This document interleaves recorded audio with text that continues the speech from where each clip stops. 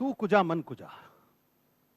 بے شک ناظرین، کہاں سرکار مدینہ صلی اللہ علیہ وآلہ وسلم کی ذات اقدس اور کہاں ہم جیسے گناہ گار. تو کجا من کجا. کہاں وہ کہ جن کے بارے میں اللہ تعالیٰ فرمائے کہ اگر یہ نبی نہ ہوتے تو میں ارض و سما خلق نہ کرتا. لولا کلمہ خلقت الافلاق.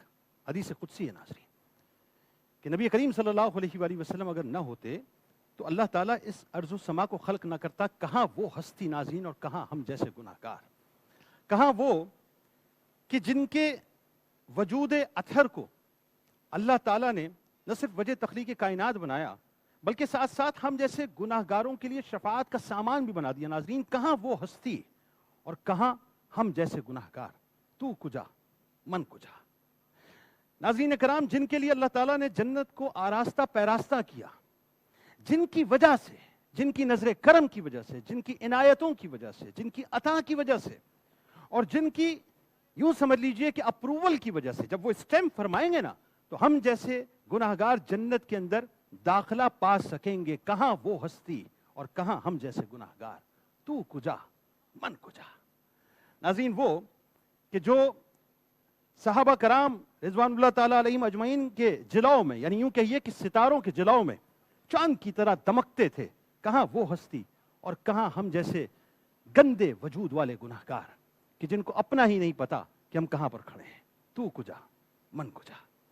سارا کھیل ناظرین، سارا معاملہ ادب کا ہے. ادب پہلا قرینہ ہے محبت کے قرینوں میں.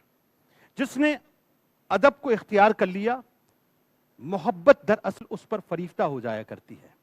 اور جس پر محبت فریفتہ ہو جائے ناظرین، پھر وہ عشق کے سمندر کے اندر غوطہ زن ہونا شروع ہو جاتا ہے. اور جو ایک مرتبہ عشق کے سمندر میں غوطہ زن ہو جائے ناظرین، پھر وہ اپنی منزل مقصود تک پہنچ جایا کرتا ہے. تو ادب پہلا قرینہ ہے محبت کے قرینوں میں. اور بات یہ ہے ناظرین کہ ادب مصطفیٰ صلی اللہ علیہ وآلہ وسلم کے بارے میں مجھ جیسا گناہ گار تو کیا بات کرے. پوری کائنات ناظرین، یہ جو 18,000 عالمین علماء فرماتے ہیں یا اس سے کہیں زیادہ، یہ تمام عالمین دست بستہ ادب مصطفیٰ صلی اللہ علیہ وآلہ وسلم میں تو کھڑے ہیں ناظرین. آسمان کو اٹھا لیجئے کہ آسمان متمنی تھا کہ نالین پاک کو بوسہ دے دوں.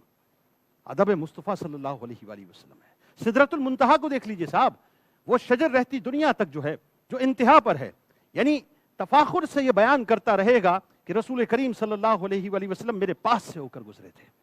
ہر جگہ ناظرین ادب مصطفیٰ صلی اللہ علیہ وآلہ وسلم ہے. اس زمین کو اٹھا کر دیکھ لیجئے صاحب، یہ زمین تفاخر سے بیان کرتی ہے اور خاص طور پہ خطہ مدینہ تفاخر سے بیان کرتا ہے کہ ہاں مجھ میں وہ موجود ہیں جن کے لیے اللہ تعالیٰ نے کائنات کو بنایا ہے. مجھ میں وہ موجود ہیں جن کی زیارت کو 70,000 فرشتے صبح اور 70,000 فرشتے شام کو حاضری دیا کرتے ہیں، اور جو ایک مرتبہ حاضری دے دیتا ہے دوبارہ اس کی حاضری نہیں ہوتی.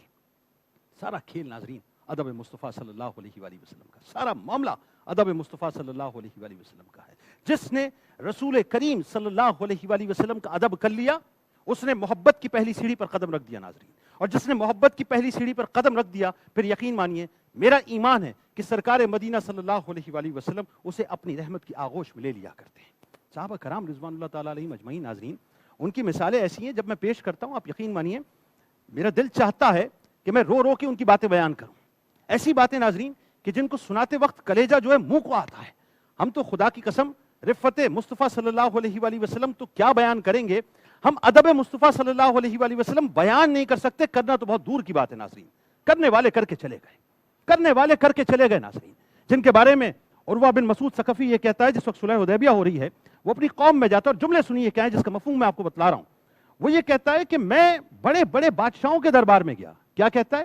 بڑے بڑے بادشاہوں کے دربار میں گیا، میں نجاشی کے دربار میں بھی گیا، لیکن میں نے خدا کی قسم اصحاب محمد صلی اللہ علیہ وآلہ وسلم سے زیادہ کسی کو اپنے آقا و مولا کی یوں سمجھ لیجئے کہ خدمت گزاری کرتے ہوئے یا تعظیم کرتے ہوئے نہیں دیکھا. اب وہ کہتا ہے میں دیکھتا ہوں جس وقت ان کا لعاب دہن، ہم تو لعاب دہن مبارک کہتے ہیں نا، جس وقت لعاب دہن مبارک سے نکلتا تھا تو کوئی نہ کوئی صحابی اپنے ہاتھوں میں اس کو لے لیا کرتا تھا اور اس کو اپنے جسم کے ساتھ مس کر لیا کرتا تھا. وہ کہتا ہے کہ میں دیکھتا ہوں کہ جس وقت سرکار مدینہ صلی اللہ علیہ وآلہ وسلم وضو فرمایا کرتے تھے تو صحابہ کرام رضوان اللہ تعالیٰ علیہم اجمعین ایک دوسرے سے لڑتے تھے، یعنی यूं हाले की सूरत में रसूलुल्लाह सल्लल्लाहु अलैहि वसल्लम के गिर्द खड़े हो जाया करते थे और अपने हाथों को फैला दिया करते थे कि रसूल करीम सल्लल्लाहु अलैहि वसल्लम के जिस्म में अथर से मस होकर गिरने वाला कतरा जमीन पर ना गिरे बल्कि उनके हाथों में आ जाए। जैसे उनके हाथों में आया करता था वो अपने जिस्म पर उसको मस कर लिया करते। तो अगर किसी को पानी न मिलता नाजरीन तो दूसरे के जिस्म से तरी उतार कर अपने जिस्म पर मस किया करते थे। वो कहता है कि जब वो उनकी महफिल में बैठते थे तो अपने सरों को झुका कर बैठते, अपने सरों को झुका कर बैठते थे, अपनी निगाहों से रसूलुल्लाह सल्लल्लाहु अलैहि वसल्लम के चेहरे अक़दस को देखा नहीं करते थे और हुक्म के मुंतज़िर रहते थे कि जिस वक्त हुक्म होता था तो लपक कर एक दूसरे से सबकत ले जाने की कोशिश करते थे कि हम जाकर रसूलुल्लाह सल्लल्लाहु अलैहि वसल्लम के हुक्म की तामील करें। ये अदब मुस्तफ़ा सल्लल्लाहु अलैहि वसल्लम है। ये अदब मुस्तफ़ा सल्लल्लाहु अलैहि वसल्लम है नाज़रीन कि जिस वक्त सहाबा कराम रिज़वानुल्लाह ताला अलैहिम अजमईन रसूलुल्लाह सल्लल्लाहु अलैहि वसल्लम की महफिल में बैठते थे तो अपने सरों को झुकाकर खामोश इस तरह से बैठते थे कि जैसे उनके सरों के ऊपर परिंदे मौजूद हैं। जरा सी जुम्बिश करेंगे और परिंदे उड़कर जो है महफिल से चले जाएंगे। ये आलम होता था उनके अदब का। ये आलम होता था कि रसूलुल्लाह सल्लल्लाहु अलैहि वसल्लम जब कोई सवाल करते थे सहाबा को अगर उसका जवाब मालूम भी होता था उसके बाद भी अर्ज करते थे कि या रसूलुल्लाह सल्लल्लाहु अलैहि वसल्लम अल्लाह और उसका रसूल सल्लल्लाहु अलैहि वसल्लम ही बेहतर जानते हैं। यह मामला होता था कि जब कोई गुजारिश करनी होती थी, अंदाज तो देखें नाज़रीन नाज का और मोहब्बत का अंदाज देखिए और अदब का क्या मकाम है जरा देखिए कि सहाबा कराम रिज़वानुल्लाह ताला अलैहिम अजमईन जब रसूलुल्लाह सल्लल्लाहु अलैहि वसल्लम से कोई दरखास्त करते थे तो अर्ज करते थे कि फिदा का अबी व उम्मी या रसूलुल्लाह सल्लल्लाहु अलैहि वसल्लम। ये उनका अंदाज था नाज़रीन कि रसूलुल्लाह सल्लल्लाहु अलैहि वसल्लम की अबरू की जुम्बिश होती थी, सहाबा अपनी जानों को निछावर करने को तैयार होते थे। रसूलुल्लाह सल्लल्लाहु अलैहि वसल्लम की अबरू की जुम्बिश होती थी, सहाबा अपने माल को लुटाने को तैयार होते थे। रसूलुल्लाह सल्लल्लाहु अलैहि वसल्लम की निगाह जिस जानिब उड़ जाया करती थी सहाबा उस जानिब अपनी कायनात को तलाश किया करते थे। नाजरीन हजरत इब्ने उमर रज़ी अल्लाह ताला अन्हु जिस जगह रसूलुल्लाह सल्लल्लाहु अलैहि वसल्लम तशरीफ फरमा होते थे उस जगह को बाकायदा जाकर अपने यानी हाथों को मस किया करते थे, फिर अपने जिस्म पर फेरा करते थे। लोगों से ये कहते थे कि मैं रसूलुल्लाह सल्लल्लाहु अलैहि वसल्लम की जहां जिस्म अथर यानी जहां उन्होंने अपने जिस्म अथर रखा था मैं दरअसल उसकी बरकत वसूल करता हूं। ये अदब मुस्तफ़ा सल्लल्लाहु अलैहि वसल्लम है। नाज़रीन कराम रसूलुल्लाह सल्लल्लाहु अलैहि वसल्लम का अदब तो साहब एक ऐसी यूं समझ लीजिए मेराज की बात है जिसको जो पा गया फिर अल्लाह तबारक व तआला ने उसके मरातिब को बुलंद कर दिया। कहीं अशरा मुबश्शिरा की एक कतार नजर आती है, कहाँ खुलफाए राशिदीन की एक कतार नजर आती है, कहीं सहाबा कराम रिज़वानुल्लाह ताला अलैहिम अजमईन की एक कतार नजर आती है, कहीं अदब मुस्तफ़ा सल्लल्लाहु अलैहि वसल्लम की वजह से ताबईन की तब ताबईन की औलिया कराम की एक तवील कतार नजर आती है। एक वाक़या मैं आपको बताता हूँ कि इमाम मालिक अलैहिर्रहमा अदब मुस्तफ़ा तो मैंने आपको बताया बहुत मुख्तसर वक्त में, अब जरा अदब मदीना सुनिए कि इमाम मालिक अलैहिर्रहमा कभी भी मदीने में सवारी पर बैठकर सफर नहीं किया करते थे। क्यों नहीं करते थे? इसलिए नहीं करते थे कि उनको ये खौफ रहता था कि यहां रसूलुल्लाह सल्लल्लाहु अलैहि वसल्लम के कदमैन शरीफैन बाकायदा इस जमीन को मस करते रहे हैं, ऐसा ना हो कि मेरी सवारी उनके कदमों पे कदम रख दे और मैं गुस्ताखों में शामिल हो जाऊं। यानी आलम यह था कि वो बगैर जूतियों के मदीने के अंदर मदीने की जमीन के ऊपर घुमा फिरा करते थे। रसूलुल्लाह सल्लल्लाहु अलैहि वसल्लम का फरमान तो आपको याद है ना कि जिसने मेरे रोजे की जियारत की मुझ पर उसकी शफाअत वाजिब है। आखिरी जुमले अदा कर रहा हूं और बहुत तवज्जो के साथ मेरी बात सुन लीजिएगा कि जिस वक्त एक गुलाम एक गुनहगार रसूलुल्लाह सल्लल्लाहु अलैहि वसल्लम की बारगाह अक़दस में हाजिर होता है, जब बाबुस सलाम से हम चलते हैं नाज़रीन दुरूदों के नजराने पेश करते हुए अस्सलातु वस्सलामु अलैका या रसूल अल्लाह की सदाएं हमारी जुबान पर मौजूद होती हैं।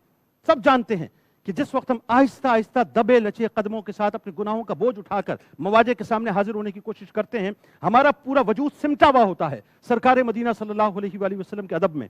सांस रुकी हुई होती है, दुरूदों के नजराने पेश हो रहे होते हैं कि अब उनके सामने हाजिरी है कि जिनके मवाजे पे हाजिर होने के बाद मुझे जिंदगी की महराज मिल जाएगी और मुझे सनद मिल जाएगी कि कल बरोज़े महशर रसूलुल्लाह सल्लल्लाहु अलैहि वसल्लम मेरी शफाअत फरमाएंगे।